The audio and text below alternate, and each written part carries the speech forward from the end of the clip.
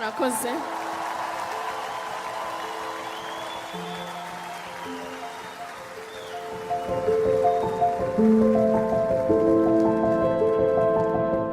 Nitwa mushiki wabo.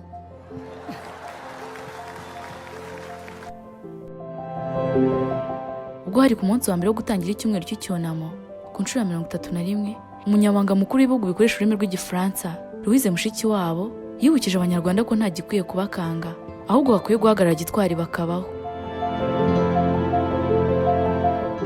Mu butumwa yanyujije ku rubuga rwa X, Louise Mushikiwabo yagize ati abashu muraho se niduherukanye ariko ntaha vuba. Kuri uyu munsi wa mbere rero w'icyunamo ku nshuro ya 31 hari byinshi twavuga muri iki gihe, gusa twibuke twiyubaka ntihagire ikidukanga kuko n'abadutabye cya gihe ntibari bazi ko turi imbuto. Twemere kandi duhamye ubutwari bwo kubaho. Umwaka ushize Mushikiwabo yagaragaje ko nubwo jenoside yakorewe abatutsi yabaye atari mu gihugu yamugizeho ingaruka kuko hari n'abo mu muryango we bishwe, ndetse ashimangira ko kwihorera kwiza ari uguharanira iterambere. Louise Mushikiwabo ni umwe mu batanze ubuhamya bw'ibyabaye muri jenoside yakorewe abatutsi binyuze mu kinyamakuru Jeune Afrique. Yavuze ko buri gihe iyo ibihe byo kwibuka byegereje yongera kugira urwibutso ku bihe bya jenoside yakorewe abatutsi. Yakomeje avuga ko jenoside yakorewe abatutsi yabaye ari muri Leta Zunze Ubumwe za Amerika, gusitana bamwe mu bagize umuryango we.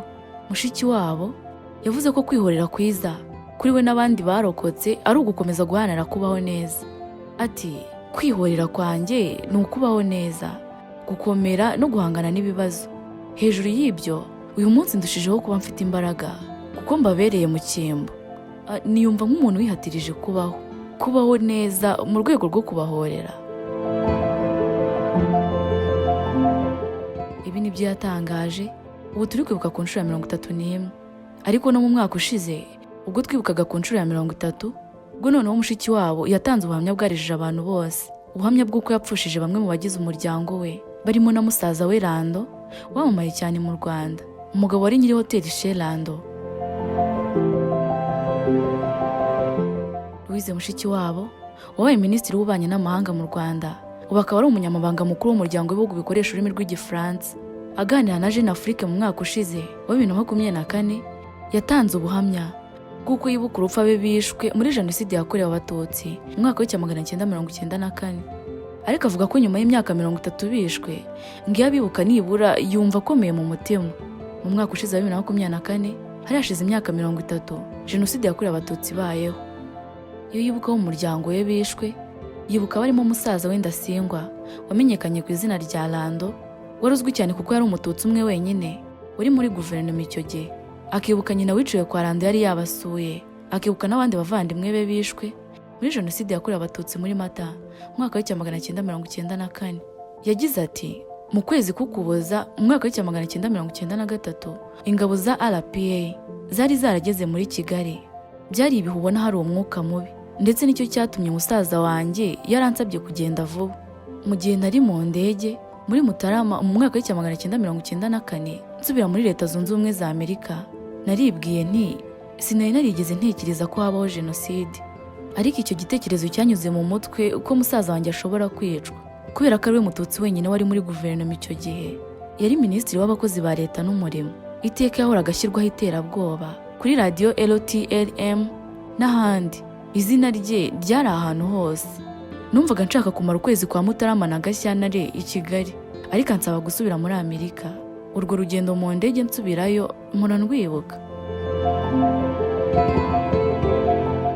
Ku itariki 7 Mata mu mwaka w'1994 Mushikiwabo avuga ko yari yiriwe iwe mu rugo, ariko akajya yumva asa n'umuntu wafashe ibiyobyabwenge. Yagize ati itariki 7 Mata mu mwaka w'1994 niriwe iwanjye mu nzu nabagamo muri Maryland. Icyo gihe nakoreraga banki nyafurika i Washington, ibiro by'iyo banki muri Amerika y'Amajyaruguru. Mu by'ukuri umunsi w'itariki ya 7 Mata ndibuka neza cyane, wari umunsi niyumvaga nk'umuntu usa n'uwafashe ibiyobyabwenge, kubera ko nari namenyeshejwe n'abantu batandukanye ko musaza wanjye Lando yari amaze kwicwa. Namenye ko iwe mu nzu, ni ukuvuga mu nzu ye harimo mama wabasuye.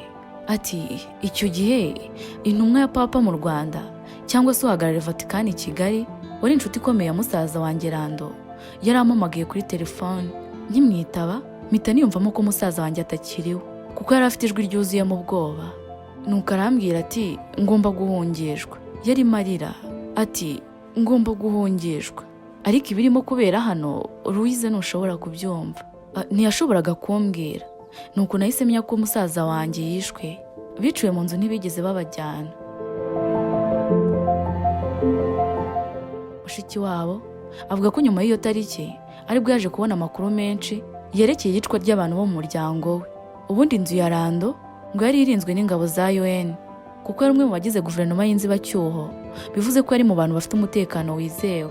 Icyo gihe rero umutwe w'abasirikare barindaga Perezida Habyarimana ngo bahise baza mu rugo kwa Rando. Ingabo za UN zirahunga.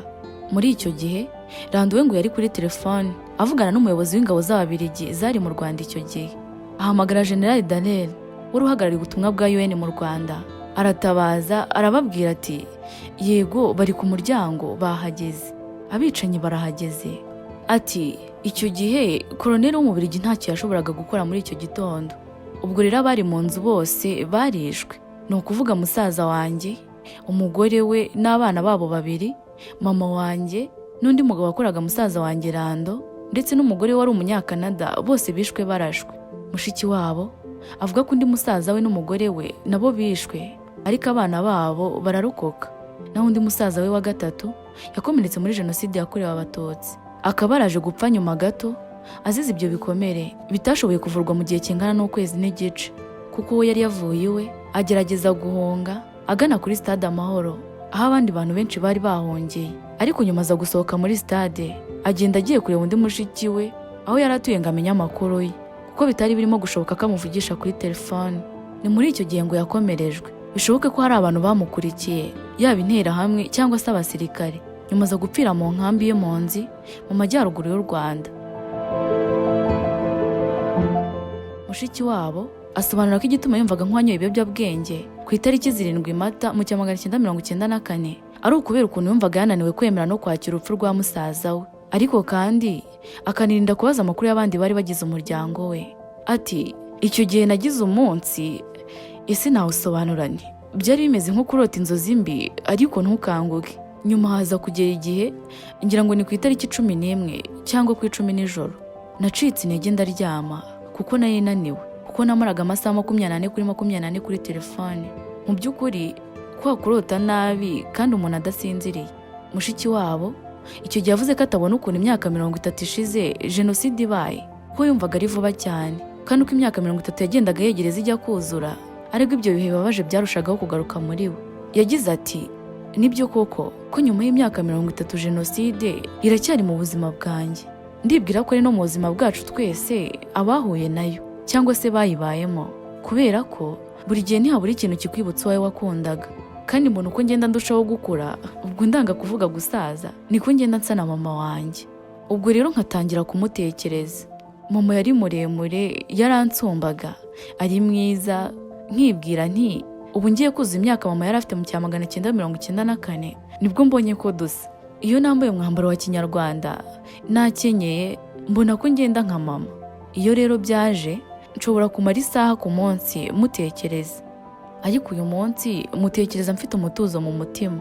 Arongera ati rimwe na rimwe iyo ndi wanjye Kigali nijoro umugabo wanjye asinzira kare, ngiye nkaryama nkererewe gato ngafata amafoto. Dufite amafoto menshi najyanye mbere gato yuko nsubira muri Amerika, mbere sinatinyukaga kureba amafoto. Uyu munsi nicara hasi mu nzu yanjye nkareba amafoto. Kwihimura kwanjye, kwihorera kwanjye ni ukubaho neza, ngakomera, ngatinyuka guhangana. Narabitekerezaga jenoside ikirangira, ariko sinumvaga ko nzabishobora. Uyu munsi ntekereza abanjye nabuze, ariko nkabikora numva ntuje cyane. Ntabwo bisanzwe, numva nkomeye kurushaho, kuko uyu munsi mbaho n'ubuzima bwabo. Mba numva ari nkaho nihase kubaho neza kugira ngo nzibe icyuho cyabo. Ku kijyanye no kuba jenoside yakongera kubaho, mushiki we yavuze ko nyuma y'imyaka 30 ishize we yizera ko jenoside itakongera kubaho ukundi, akurikije uko abona igihugu nk'umuntu ukizi wakibayemo akagikoreramo, kandi akaba yitegereza n'abantu cyane.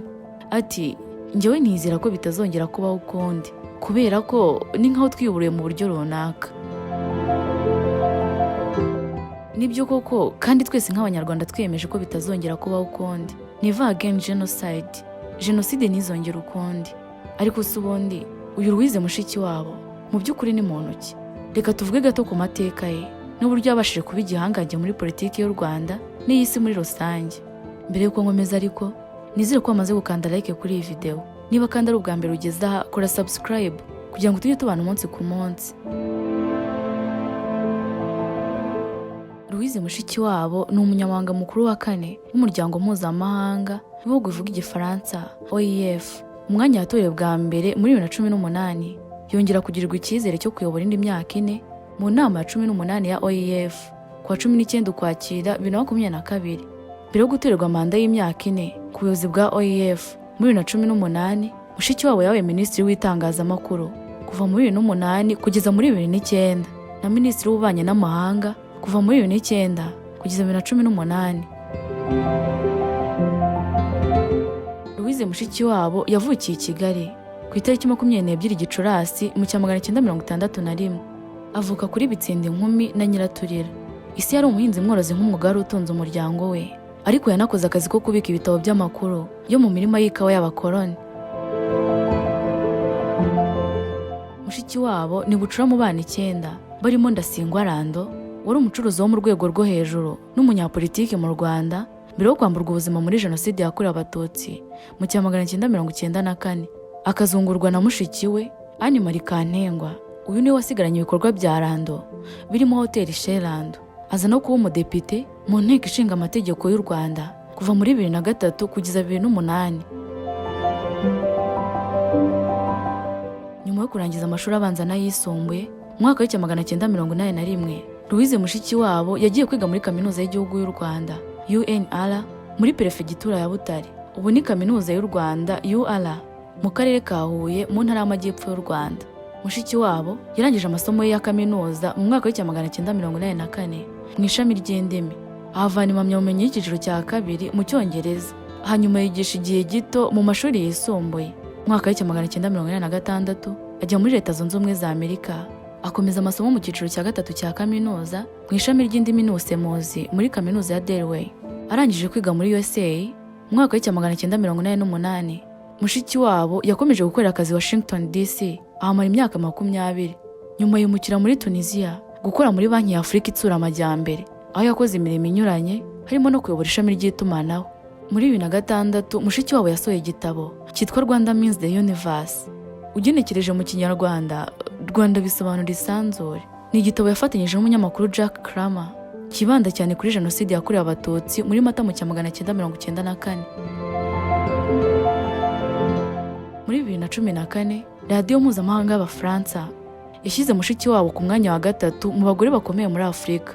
Muri 2018, ikinyamakuru Jeune Afrique kimushyira mu ruhando rw'abantu bavuga rikijyana kuri uyu mugabane. Umuryango mpuzamahanga w'ibihugu bihuriye ku Gifaransa uyobowe n'umunyarwandakazi Louise Mushikiwabo ku nshuro ya 2 ubonye izuba mu mwaka wa 1970. Ubushakashatsi bwakozwe muri 2014 bwerekanye ko Igifaransa kivugwa n'abantu miliyoni 274 bo ku migabane 5 muri 7 igize isi. Tuzirwanaho kandi byose tuzabikora neza. Nagira ngo mbashimire ko nzi yuko kubera ko nzi yuko on est ensemble. Murakoze cyane, merci beaucoup. Ngayo nguko rero ngubwo ubuzima bwa Madame Louise Mushikiwabo ndetse n'ubuhamya bwe buteye agahinda bw'ibyamubaye muri Jenoside yakorewe Abatutsi n'uburyo yabuze bamwe mu bo mu muryango we. Ni naho nsoreje ikiganiro cyacu cy'uyu munsi. Ese wari udukurikiye? Louise Mushikiwabo uramwemera? Niba umwemera se umwemerera iki? Reka tuganire muri comment. Nitwa Aniki. Wakoze cyane kubana natwe. Imana ikurinde. Dukomeze kwibuka, twiyubaka.